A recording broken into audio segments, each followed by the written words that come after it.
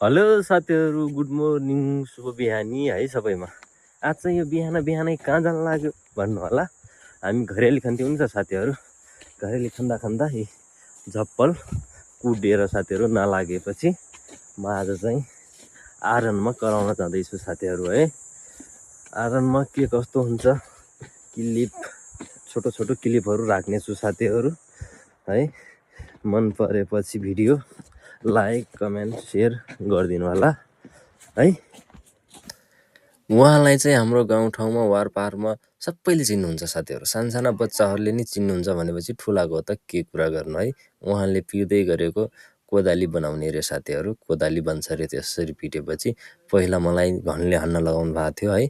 उतातिर चाहिँ बाजेले रिङाइराख्नु भएको छ, हावाको प्रेसरले धन्किँदो रहेछ आगो।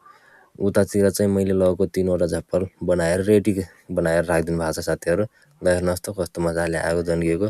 सल्लाहको बोक्रा हालेपछि घुमाएपछि त्यो घुमाउँदा हावा आउँदो रहेछ साथीहरू, त्यसले आगो धन्किँदो रहेछ। ल हेर्नुहोस् त। भिडियो मन परेपछि लाइक सेयर कमेन्ट फलो गरिदिनु होला है त।